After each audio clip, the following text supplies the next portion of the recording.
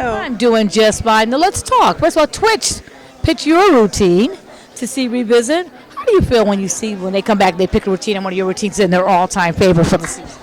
Well, there's so many amazing routines through the whole season, and a lot of the times, some of the routines that are my favorite don't get chosen. It's the way it works out, and so to have a piece in the finale that I really, really was proud of, and proud of the dancers, and Neptune especially for how far out of his comfort zone he was, it's amazing to see it again without the pressure. This time they don't have the pressure. They do have pressure because it has to be better than the way they performed it, but they don't have the pressure of, the judges and who's going home and everything else, so it's always exciting.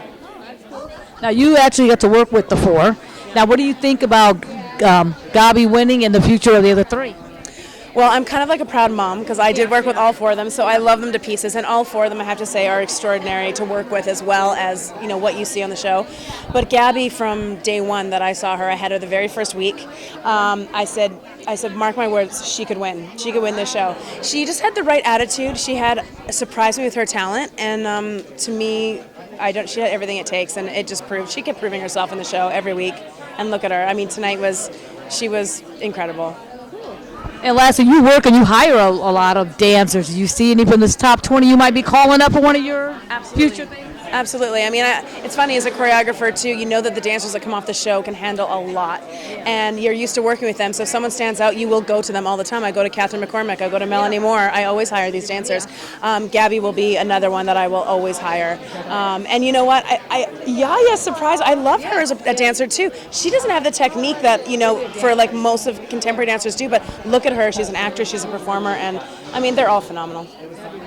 And lastly, what's next for you? Next, I'm actually choreographing a new musical that's going up in Toronto using contemporary classical dancers. It's entitled Dancer, and so we're working on pre-production of that, and it's running in for a few months next spring.